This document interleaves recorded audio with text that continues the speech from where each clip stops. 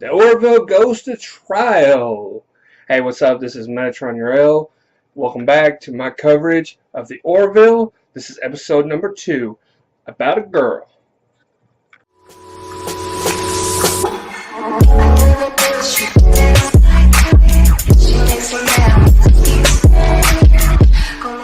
What is up? I am your host, Metatron Uriel, and you're watching my coverage of the Orville. This is episode number 2, about a girl.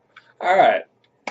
Well, last we left the boys and the girls on the Orville, Bortus, our third in command, tells us he's going to have a baby along with his mate. And at the end of the episode, we find out it is a girl to a one-sex species.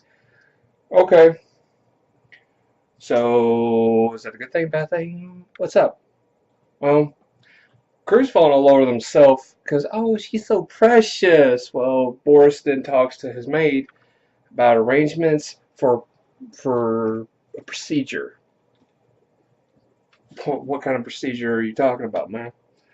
Couldn't find out it's a sex change. Yeesh.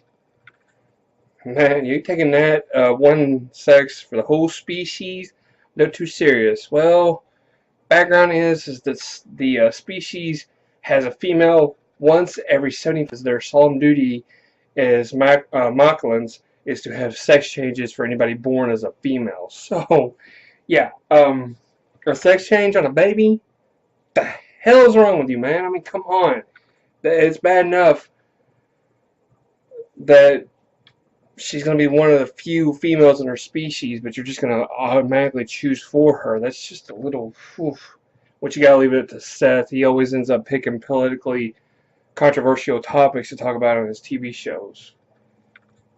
But I digress. So, little side note though. Something I noticed too. Their video games. The idea of their video games is awesome. First of all, when you first meet Gordon in episode 1, he's playing a video game, and you actually see another example of their video games in this episode.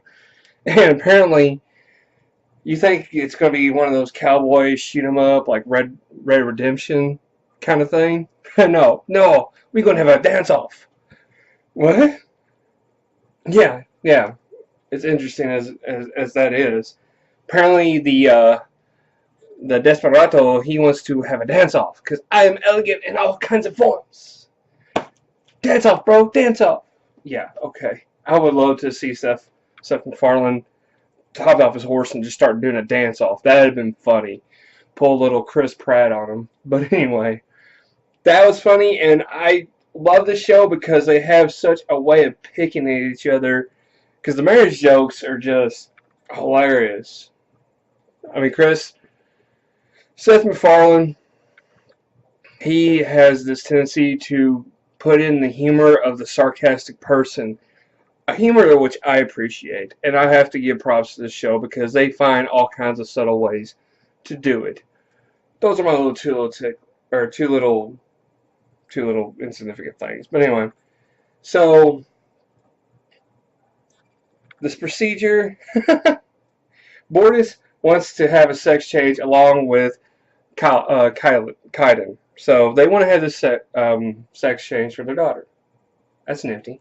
Is she even going to say it matter whatsoever? No? It's your way? Oh, perfect. Let's just force a child to be something that she's not. That's really awesome. So, they try to set it up to where Bortus, because nobody on the crew is good with this, they try to go to Cara Flynn as the doctor to see if she will do the procedure. She said no. They try to get the captain to do it, Ed said no.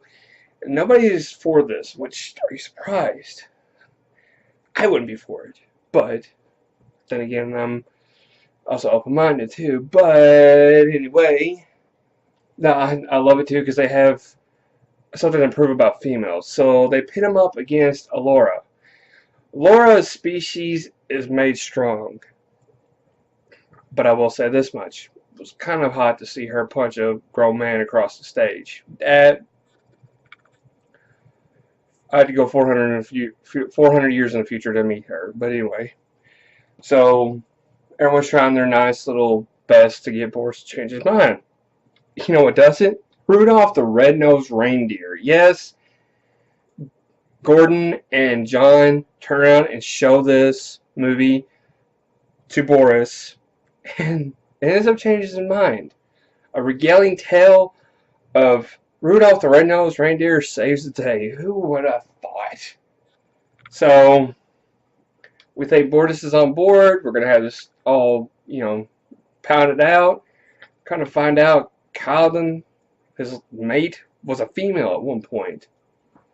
He didn't know until he had a doctor check him and kind of find out he was a female and had a procedure himself. Plot twist, but that's, I gotta say, that is one, okay, every 75 years. How old are these people? That is my question. How old are these people? Because if it happens once every 75 years, wow. And what is the coincidence that one would be born to another? But anyway, so Klydan used to be female. We pit these two up against each other. Bortus wants it. Bortus doesn't want it. Klydan does want it. We're going to pit these two up. Kelly's going to end up having to play the middleman along with Ed. And so they want to take it to court. Yeah, that's what this all, sort of moves towards. They're going to take it to court and argue with it about it with their people on their planet. A very strong, opinionated planet that sees it as a normal thing. And yet you're going to have this procedure put on hold to take it to trial. Anybody else see sort of a little bit of a plot twist there that's not needed?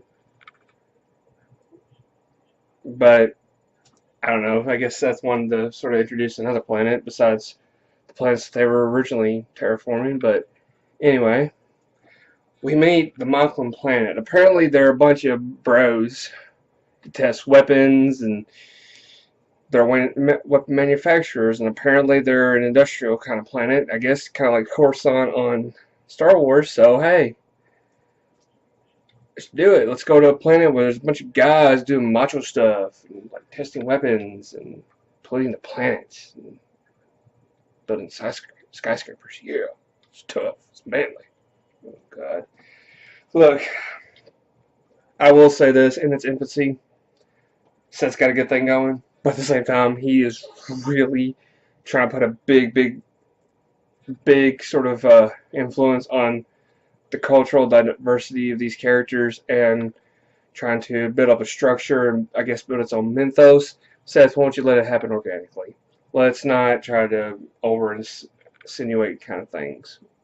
I'm just saying, let's just try to, after me learn to talk better, let's just try to ease back on that. But anyway, we get to the trial, and I will have to say one thing, Kelly, she actually does put up a damn good fight. She puts up a good defense. Granted, it didn't really do much of anything other than showcase that Alora's species is incredibly strong. Gordon shows that our species is incredibly stupid, which honestly I couldn't name hardly any fun facts either, so I mean, I'm one of those special people that just don't know nothing. Anyway, so the trial's not gonna seem like it's not really going anywhere. It's not really changing anybody's mind.